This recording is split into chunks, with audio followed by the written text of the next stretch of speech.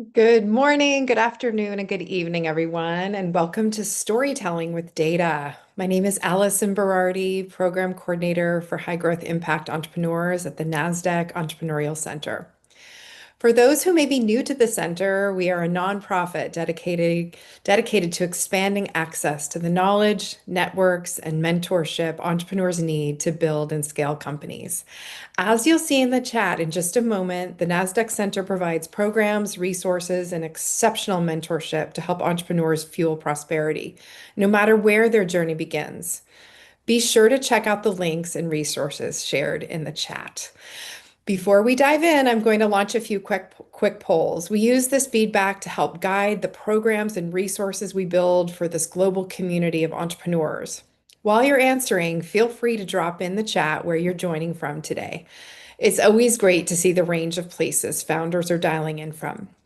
And we'll also have a live Q&A at the end of the session, so please feel free to submit questions at any time using the Q&A feature.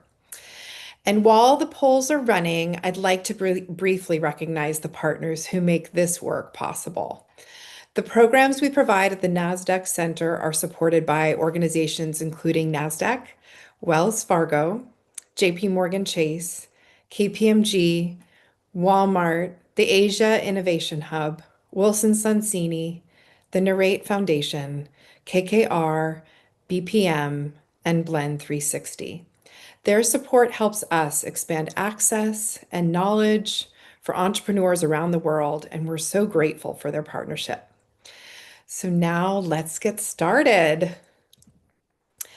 And without any further delay, please join me in giving a warm welcome to our special guest, J.D. Schramm, author, speaker, lecturer of communications at USC Annenberg School for Communication and Journalism, and also an amazing communications consultant and trainer. Welcome, JD.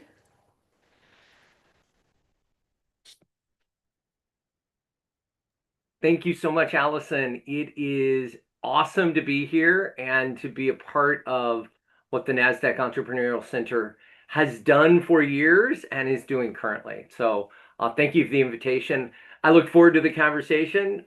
It will undoubtedly go quickly. So put your seatbelts on and let's dive in and go. I see that there are people dropping in the chat where they are dialing in from. I would actually like to try that as a word cloud. So even if you've already put it into the chat, just use this. Oh, and let me give the UR code so it's easy for you to do. One moment here. Want to build a couple of word clouds as we go through this conversation today. So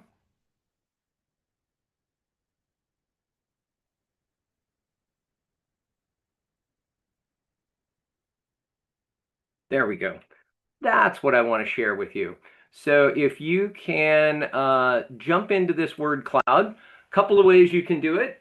You can just, if you've got a phone with you and you're on a computer, click on that QR code and you can drop it in there. Or we've also dropped in the chat the Menti.com link and the code number for this particular Menti. So I'm just warming up with a couple of easy questions.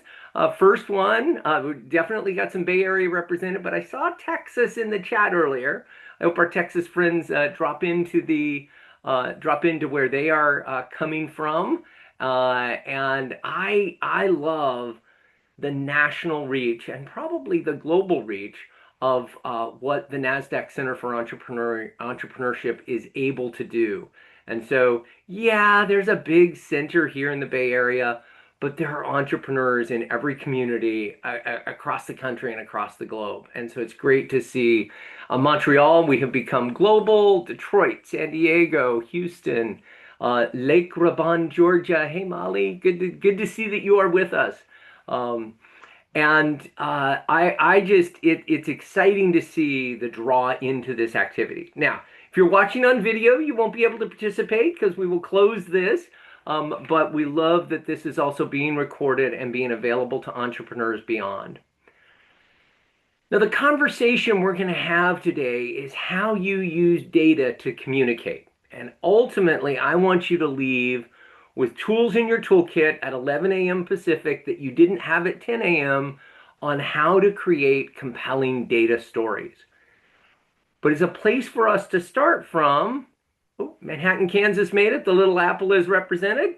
As a place for us to start from, second question is, give me one word that describes how you see data or how you use data in your communication.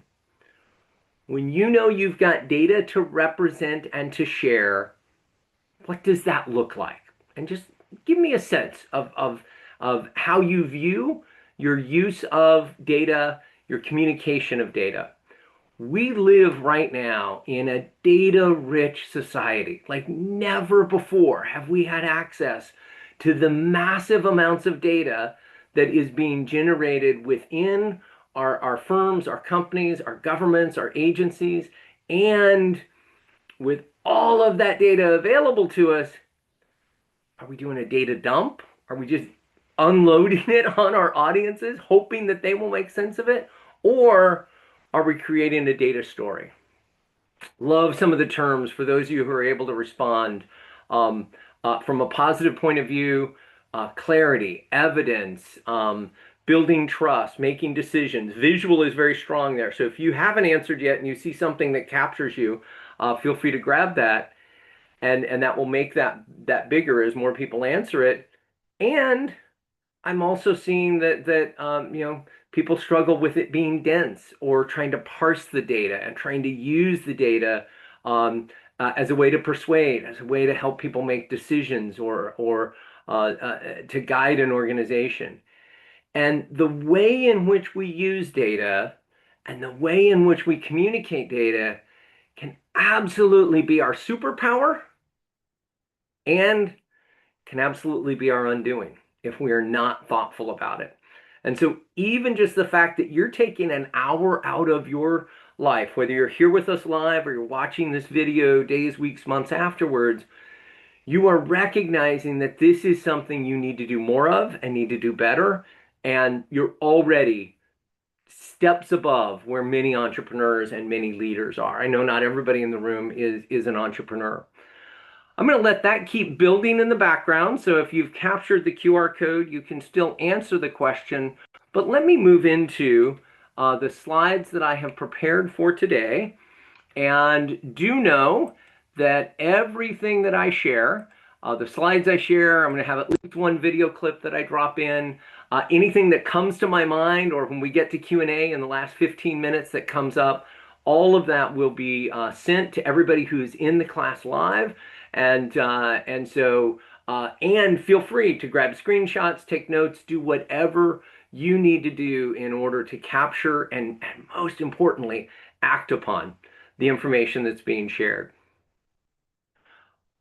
So a handful of you have seen me teach before, and you know that there are two models that I teach every time I teach. And I consider this like the table setting for the meal that we're about to have. The first I created myself.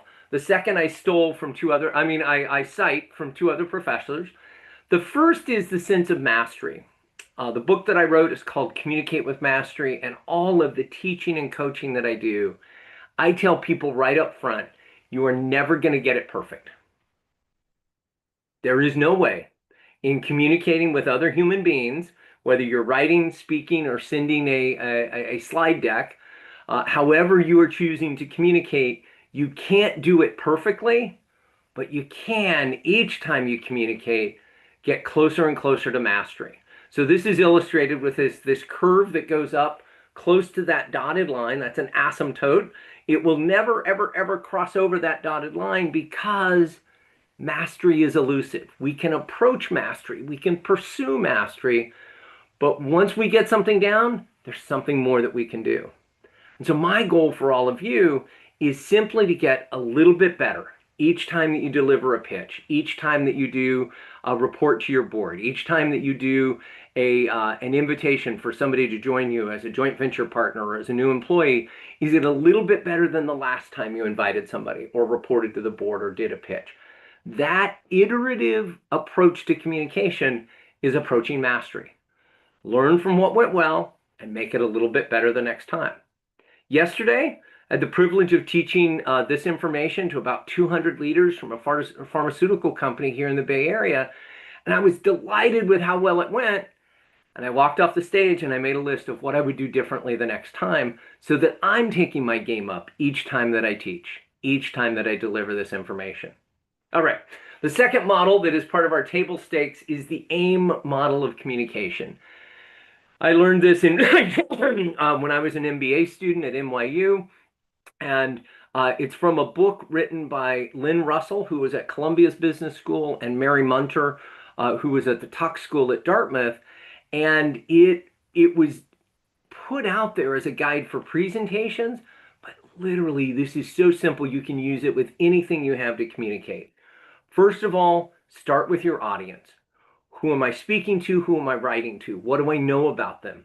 If I'm speaking to investors, what else have they funded? If I'm speaking to a prospective employee, where else have they worked? Who else do they know?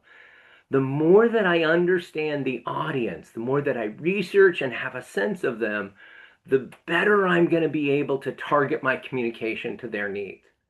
And if I don't have that opportunity, here I know that we had well over 120 people register for this workshop.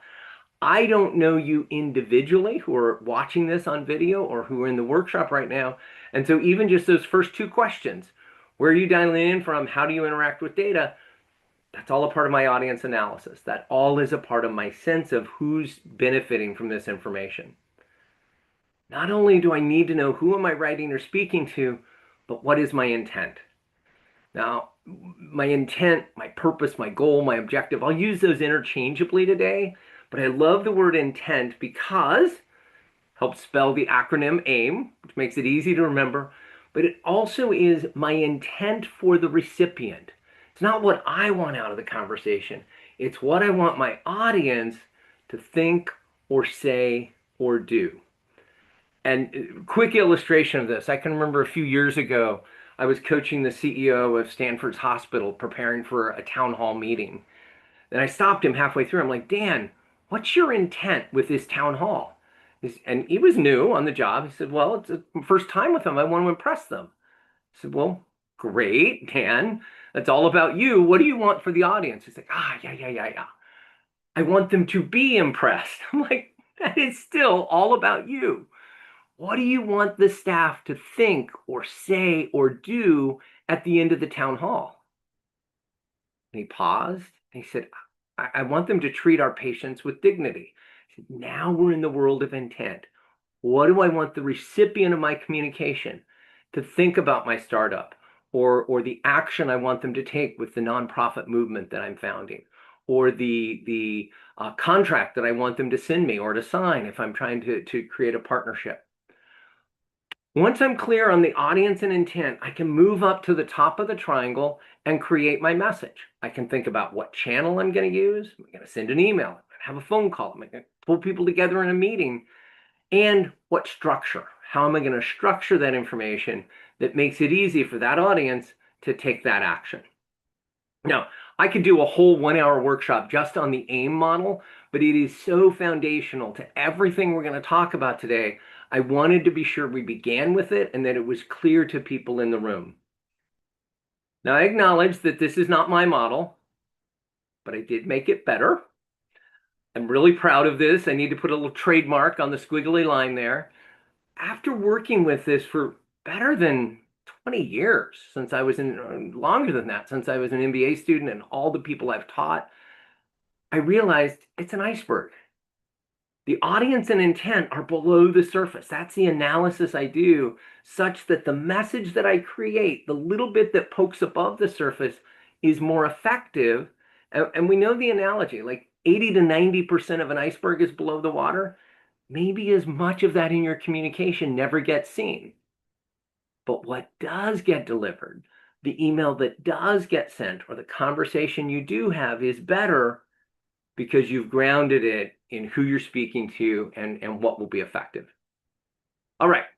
Those are our table stakes. We're quarter past the hour. We are going to now move into what I consider the appetizer for today's conversation. I'm going to give you just a couple of real quick thoughts about visuals before we specifically look at data stories. Because almost every entrepreneur and every leader that I know, every consultant that I work with, has slides to accompany their conversation. And unfortunately, too many of them look like this. Pie chart of death. I don't know how many slices of pie are in that. This is a spaghetti chart that appeared on the cover of the New York Times, and not in a good way. This was a consulting group, the PA Knowledge Consulting Group, advising the U.S. military on how to achieve stability in Afghanistan. It's reported when General McChrystal saw this, he said, "Once I understand the PowerPoint slide, we will have won the war." I don't think he ever got that grasp of that PowerPoint slide, because that's not how that situation ended up for us. But whenever you do something like this to your audience, you are not serving them, you are distracting them. And many audience members will just turn off at that point. If they're watching you on video, they'll go on to another video. If they're in a meeting, they'll pull their phone out. What Einstein tells us we want to do with our visuals is not make them more complicated. He called them violent. Now, he never saw PowerPoint, but I have been in some meetings that were death by PowerPoint. He says it takes genius and courage to move in the opposite direction. And later in his career, he said it even better. Make everything as simple as possible, but not simpler. I don't want you to dumb down your technology. I don't want you to dumb down the innovation or the revolution that you are creating with your nonprofit or your startup. But I do want you to think about, how can I make this as clear as possible with the lowest amount of words and images? It's been said that a great designer, a great graphic designer, what they spend most of their time doing is removing elements from an ad or from a product box or from a PowerPoint slide, so that what remains is the essence of that idea. So my quick thoughts for you on having visuals that are powerful. Remember that analogy of the graphic designer. Less is more. Cooperate with your slides. Don't compete. We'll talk about ways that you can do that. Create compelling headlines, which we're going to spend some time on in a moment when we create data stories. And if you're in an organization that you have to use a template, use it thoughtfully. If you design templates, put as little on it as possible. And if you use existing templates, choose one that's going to let your message come through, not the power of the spaceship flying through or the horse riding off into the sunset, if that has nothing to do with your product or service. And as you see that I just did here, build your story in plain sight. All right. Those are my key to-dos about visual aids. Here are my key things not to do. Don't put illegible images up that we can't see. I love it. Finance professors often put up an image and they go, "I know you can't see this, but why are you putting it in front of me if you know that I can't see it?" Use animation thoughtfully. Don't just do useless animation because you can. Avoid the text-heavy slides. Always look, can I edit that down? Can I edit that down? Can I break that into two pieces? Oftentimes, I take the text and I put that into the speaking notes as a way to make it stronger.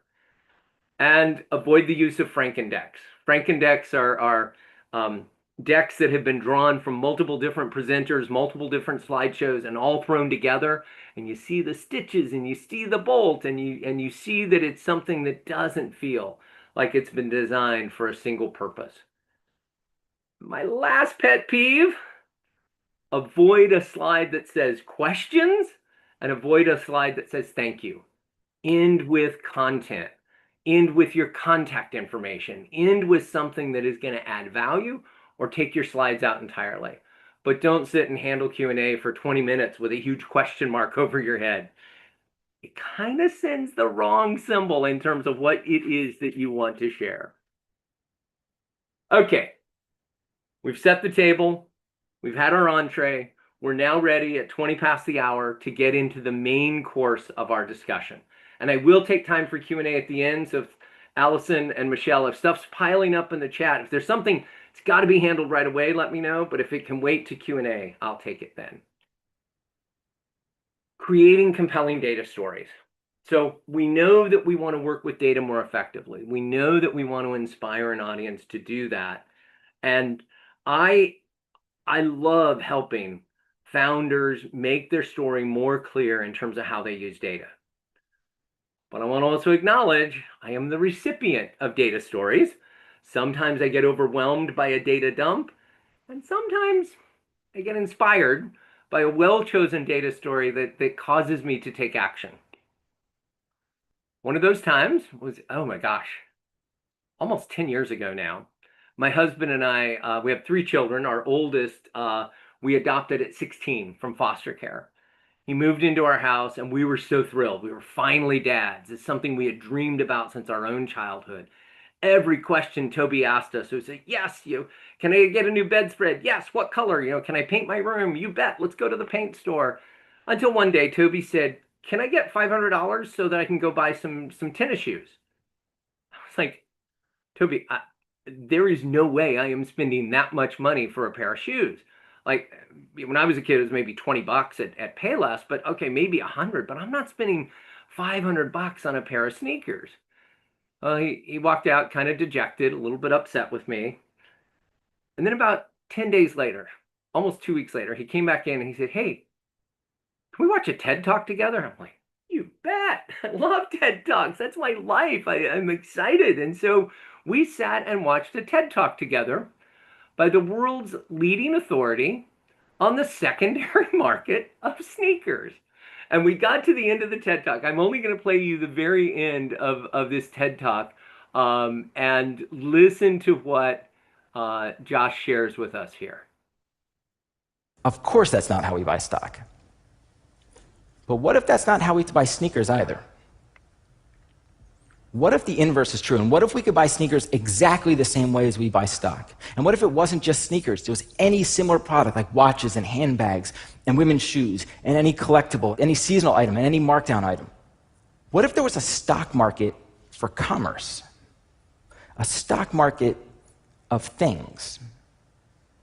And not only could you buy in a much more educated and efficient manner, but you can engage in all the sophisticated financial transactions you can with the stock market.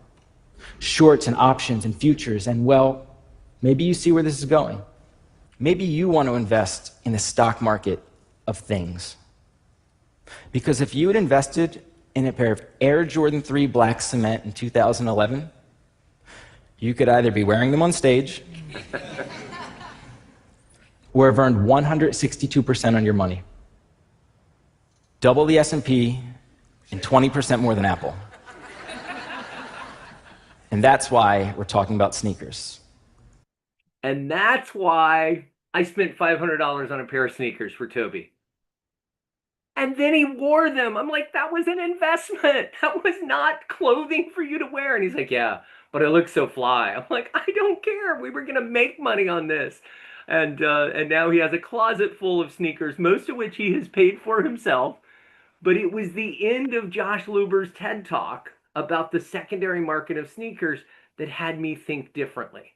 Because he didn't just tell us the numbers, he illustrated the numbers in direct support of his point.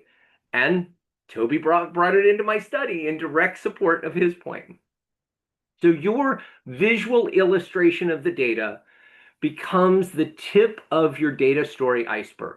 Remember again that analogy, what shows above the surface, what gets seen and recalled is the tip, and there's a lot of work, a lot of data analysis and data work that goes into it before you can share that data story.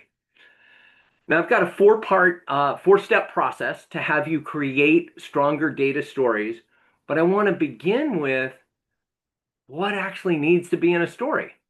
So I love this illustration by Nancy Duarte. I'll talk more about her in a few minutes, of what goes into a basic story. A little bit of background, some sort of conflict, rising action to a climax, and then falling action and resolution. And so thinking of your favorite Indiana Jones film or Star Wars or Star Trek or Disney film, all of the great storytelling in cinema follows this same basic structure. And so should your data stories. Give us a little bit of background, let us know what the problem is, and then use the data to move us from the conflict to the climax. Now, if you're telling a data story about the past, you may have the falling action and the resolution. If you're telling us a data story about the future, like what's the return on investment if I put $1 million into your startup, then you may have to project what the right-hand side of this looks like. But I want you to think about a data story needs to follow that basic framework. So where do we begin? I'm going to use the image of a dart and a dartboard. That's a great image of targeting where you want things to land. And the very first place that you begin is determining what chart you're going to use to be able to tell the story. Now, I love the work of Cole Knopflich. She wrote the book Storytelling with Data. This will be at the end of, there will be a slide with all of the resources that I recommend. She is the nation's foremost expert on data stories, and her work is exceptional. In her book, she says there's really only 12 options for how you need to illustrate data that you need to learn. And as you look at this, the three on the far left-hand side, that's not even really an illustration. It's the number itself. It's putting it in a table or putting it in a table and adding color to it. So realistically, there are only 9 types of data illustrations, according to Cole, that you need to learn and use. And if you can learn and use these appropriately with the audience that you're working with, you will be more effective with your data stories. Now, into the chat, would love to have somebody drop, what's the data illustration you were expecting that is not one of the 9? What did you think would show up here?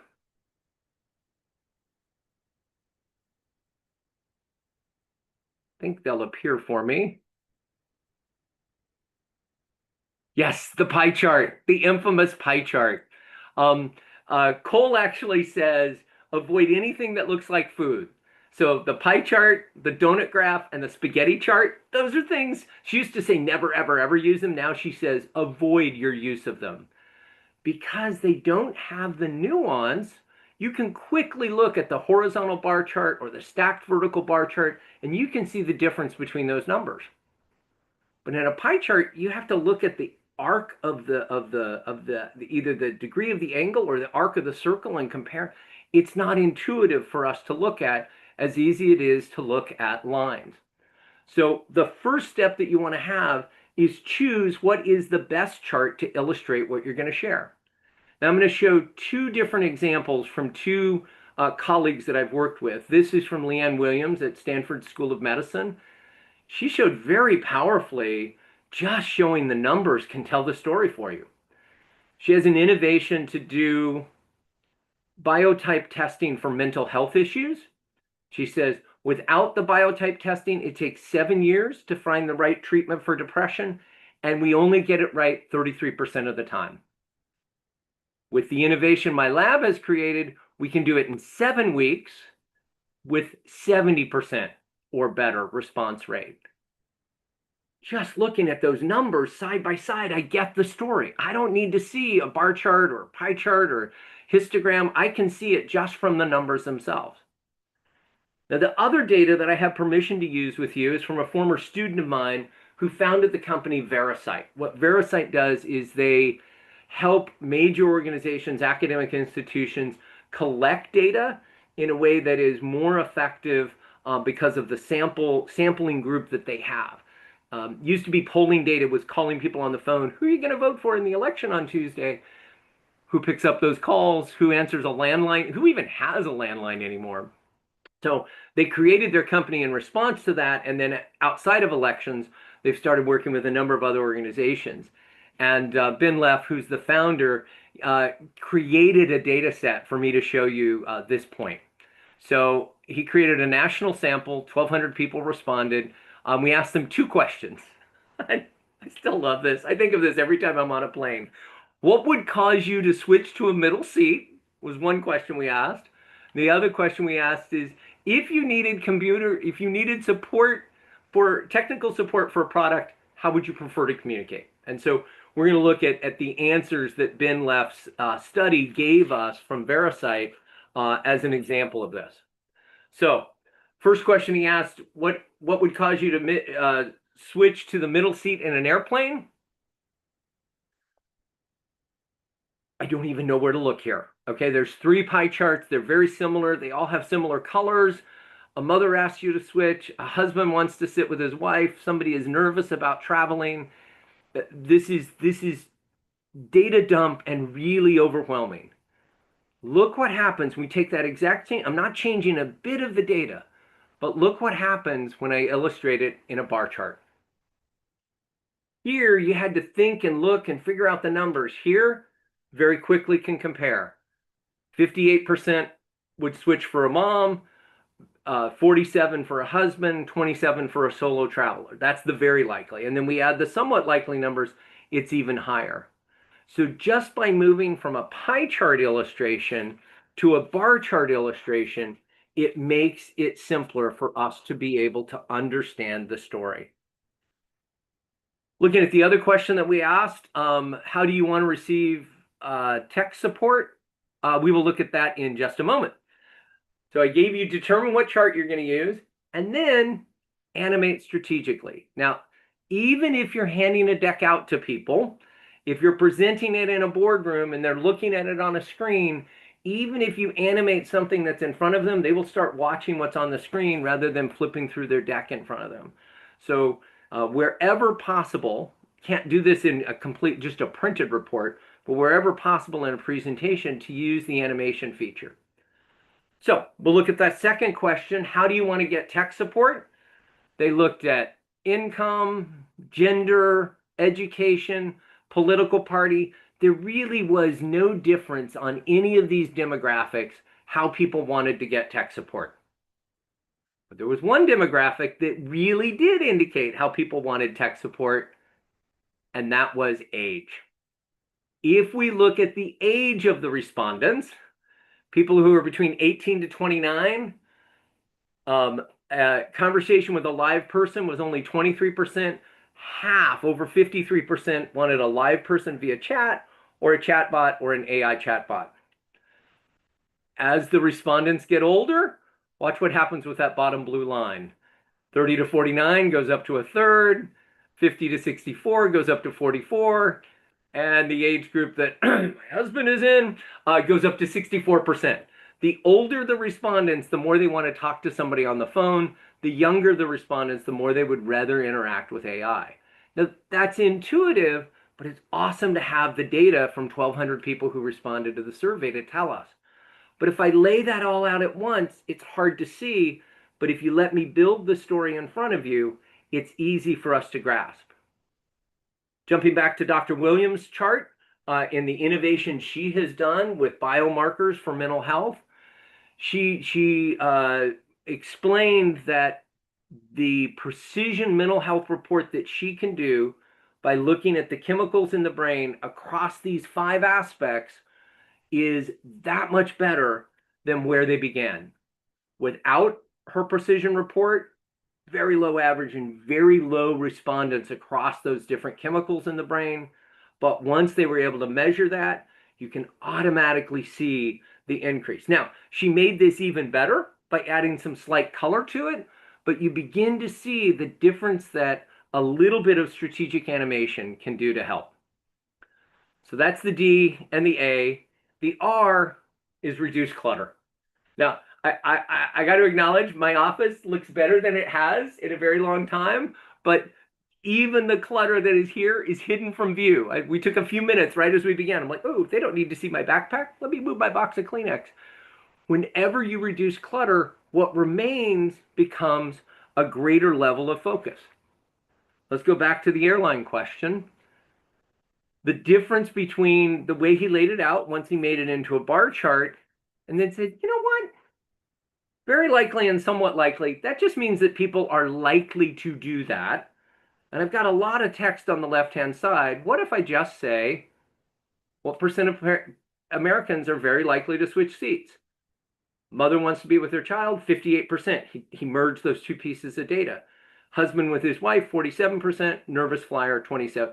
We are not very compassionate with those nervous flyers, are we out there?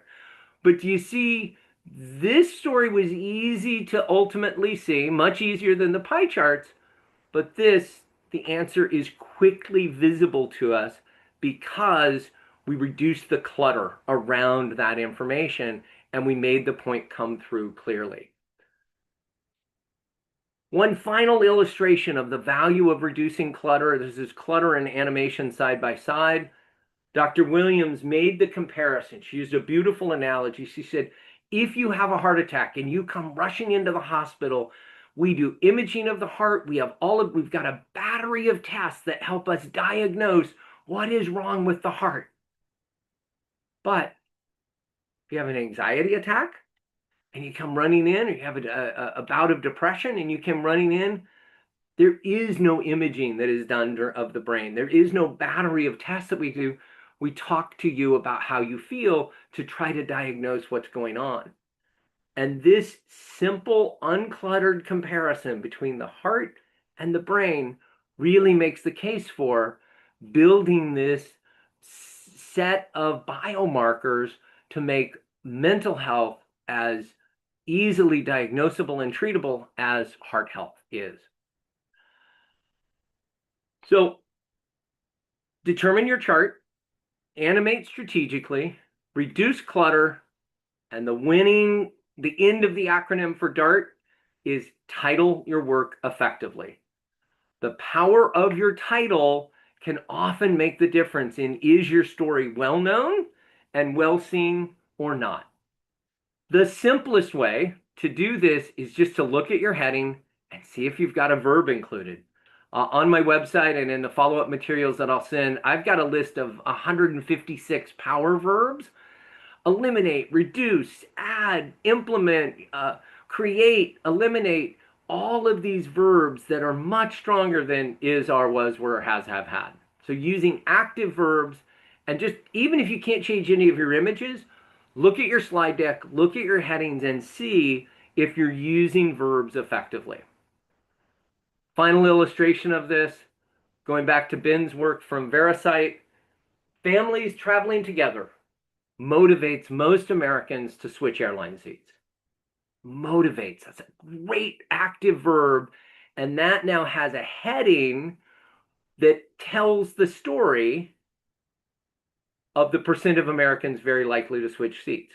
And many of us stop with just percent of Americans very likely to switch seats, and we don't make that topic into a headline.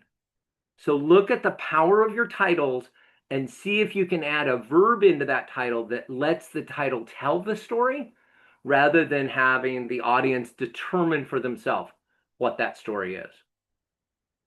So determine the chart, animate strategically, reduce clutter, and title effectively. That's the DART approach to making your slides more powerful and more visual.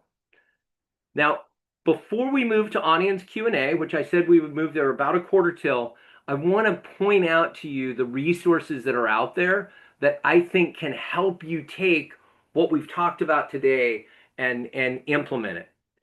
First of all, in the world of data, these books, I think, are probably the masters in the field.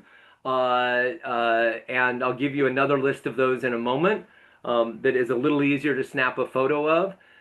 But hands down, I've read all of these books. I've worked with some of these educators. I've heard these people speak. I will just say again, the work that Cole Knopflich does with storytelling with data is the most accessible. It's the easiest. It's the one that I recommend that you check out her book. She has a podcast by the same name, and she even has a community, the SWD, Storytelling with Data community, that's free to join. She has exercises. You can interact with other people. I actually had a client who had a really difficult data illustration issue. They were trying to show the speed of uptake of their app or downloads of their app versus other apps that were out there. And we couldn't figure out how to illustrate it. We went into the SWD community, we dropped it in, and we had like 15 people offer us ways that we could make that illustration better. So I make no money off of this. I just have a good friendship with Cole, and I would encourage that you look at her book, um, as well as these are the other books that are out there. The newest entrant into the scene, it's more the theory. It's actually theory and application. Data Inspired just came out last month by Sebastian Wernicke. I did an interview with him on LinkedIn Live recently that we'll also include in the follow-up materials. Um, Building an organizational culture of inquiry for lasting transformation. Don't just be data dependent or data informed. Be data inspired and allow your recipients to be data inspired. And with that, oh, final two, final two pieces of resources, and I'll pull these back up later. I do a free newsletter every couple of weeks on communication. I don't sell to people on my newsletter. It's called Communication Matters on Substack, and I don't sell your name if you sign up for it. And I have done a number of newsletters just on this topic. I have one about pitching truly innovative ideas, the way in which Mike Maples encourages in his book that people use. I have another one that not all data stories persuade. Sometimes they need to inform, and why that might be the choice. And then everything I've talked about today, based on a lecture I did at Emory a while ago, I think 2 years ago, is all contained on one of my Substack posts. So if you want to subscribe, this URL will get you, this QR code will get you there. And love to have you think about subscribing and becoming a part of my community, so that I can answer questions and help guide you to ways to do better data stories. And if you want to meet in person, you want to go to a cool place to do it, I'm going to Santa Fe the second weekend in September, September 10th through the 13th. I'm joining forces with my friend who's a play expert, Christine Michi, and she's taking her expertise in play. I'm taking mine in storytelling. We're doing a 3-day workshop on how to unlock your story through play. So if you want more information on that, it is available on the MEA website. If you have not been to Modern Elder in Santa Fe or in Baja, great place to spend some time looking at the way you use stories. All right. All of these slides will be shared with you, as well as the links and resources, and I'll probably pull that last one up again at the end. But this has been very one-way communication for 44 minutes. I want it to be two-way communication. So what questions can I answer, Allison? Great. Just looking at the chat, there is a question from Dorian. Can you comment on differences, if any, between communicating to old versus young, male versus female, race and ethnicity, regional differences? And this person is interested in the US primarily. Great question. And this is where Dorian, your audience analysis is key to do, so that you've got a sense of those demographics. Um, Young to old, I love Guy Kawasaki. He says the smallest, you take the age of the oldest member in your audience, divide by 2, and that is the smallest font that you can use on your slides. So you got an 80 member, your 80-year-old audience member, 40 is the smallest font that you can use. While that's tongue in cheek, it does matter. Like, are people going to engage with my presentation on their cell phone while they're riding on the subway, or on a widescreen monitor, or in a classroom? The way they're going to see it will indicate ways in which I should think about design. There's great expertise out there about gender differences and cultural differences. That's not an area that I have expertise in, and that I can share with you right now. It would be superficial. But what I will say is the best way to work on this is to use a focus group as you're preparing a presentation, and to be able to say, I've been invited in to do this workshop, and they told me 80% of the audience is going to be women. Get 4 or 5 women that you trust and run through it with them and say, is there anything I'm mischaracterizing, or something you would recommend that I do differently? And allow your research to include some brain trust activities. And then within your meeting or your presentation or your pitch, be comfortable adjusting if you get cues or you get questions that you're not hitting the mark. Adjust so that you know you're meeting the needs of the audience specifically. Thanks. What else, Allison?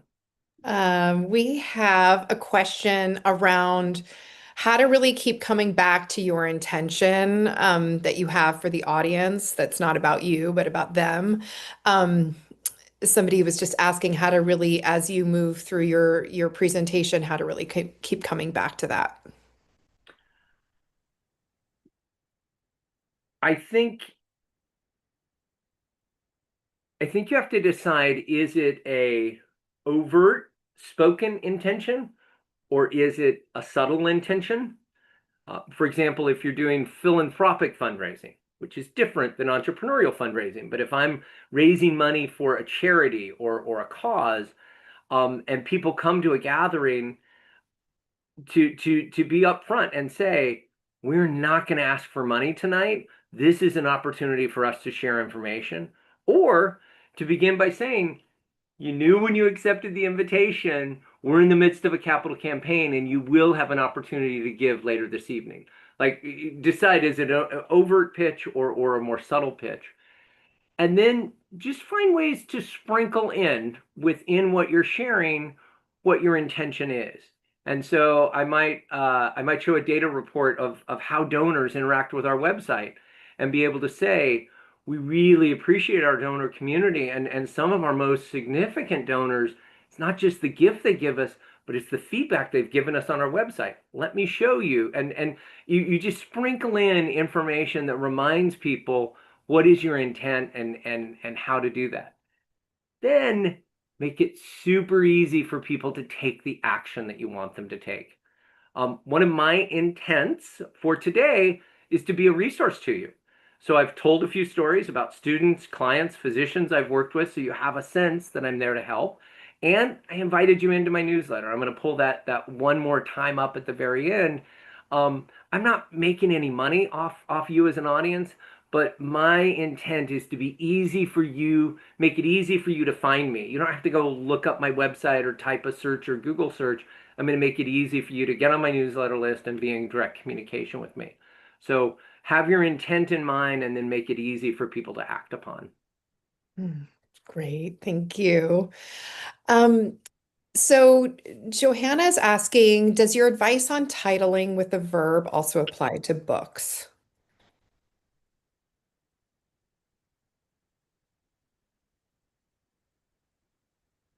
I don't know.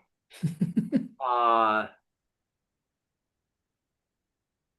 I'm sure there's a whole body of literature around book titling. Um, what's running through my head right now are the books that I most often grab or refer or share with people, and the ones that seem to be strongest are short, like Brief. It's a book about how to write concisely, or Made to Stick, which is all about messages that are going to be memorable. Um, and so I'm not sure that the verb in the title is necessary, but I do think, and I was looking at with a friend of mine a book proposal that she wrote, and we were talking about the title and the subtitle. And I think maybe the verb shows up in the subtitle, but not necessarily in the title. So, for example, Sebastian's book, Data Inspired, those are both nouns or a noun and an adjective, but his subtitle is Building, there's the verb, an organizational culture. So I would say probably more in the subtitle than the title, and find somebody with expertise. This is just one man's opinion. Thank you, JD. Susan is asking, what products does Professor Schramm use to analyze data and then create visuals with that data? And she wants you to know that she's very grateful for your excellent talk. Thank you. I do not do very much data analysis myself. I work with a lot of data architects and data analysts in different companies that I serve. And so they come in with the data already analyzed. And so that's not a part of what I do. I usually then take the raw data and look for what's the message inside of it. And I don't have tools that I use. I do it inside of didactic conversation, Who's the audience? What do you want them to do? What surprised you about this data? What's missing in this data? I think it's interesting to talk about what data do we have? What data do we wish we had? And sometimes the wish we had, well, let's spend money and let's go get that data. And sometimes the wish we had is we don't know. We've got to make a decision anyway. So that's usually where I interact in terms of coming up with a narrative. I will acknowledge there is some great opportunities in what you might use Claude or Gemini or Chat GPT to help you with that analysis and help you with that storytelling, but do not delegate the entire task to an LMS. You've got to be the adult in the room, okay? LMS is maybe 3 years old, 5 years old, the oldest might be 8 years old. Would you trust an 8-year-old to deliver this presentation? No. You can let them help you see themes, help you see analysis, but you want to own what that story looks like.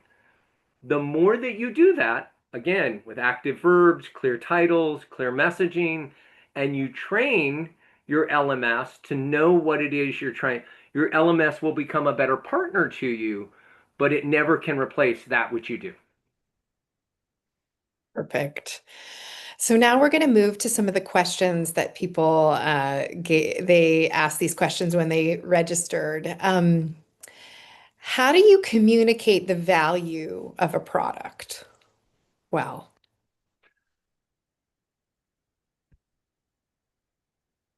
I think on some level, it has to be emotional. Doesn't matter what your product does, how it makes me feel when I use it or when it's used at the service of my children or my patients or my students, whatever is the constituency that I'm motivated to work with. And so the best exercise I've ever seen with this, and Chip Conley did this many people do it, but Chip Conley did this when I took my first course at the Modern Elder Academy, um, is asking the question why 5 times. So, why are you founding this business? I want to help people who are in recovery. Why? Because people in recovery don't have as many resources as they should. Why? I want to create a way that they have access to tailored information that's going to help them stay away from drugs and alcohol. Why? Because that destroys their life, and I want to give them an opportunity for a life that they didn't have before.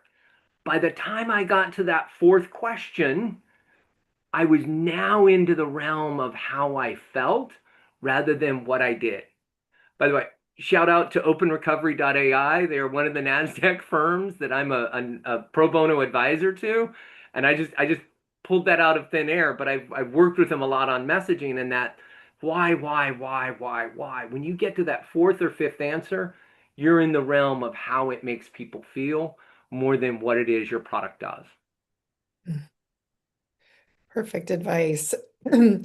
I think people are probably working on potential government contracts and having to navigate government bureaucracy. Do you have any advice around how to work with overcoming that bureaucracy with story and with data? um, one of my clients works with startup companies to get FDA approval and for devices or medicines. And they told me the other day, they said our goal going into an FDA meeting is not to have another FDA meeting. I was like, that is brilliant. That is so we tell us yes or tell us no, but tell us now. Don't say 3 months later. So if that's helpful to you, you may use that.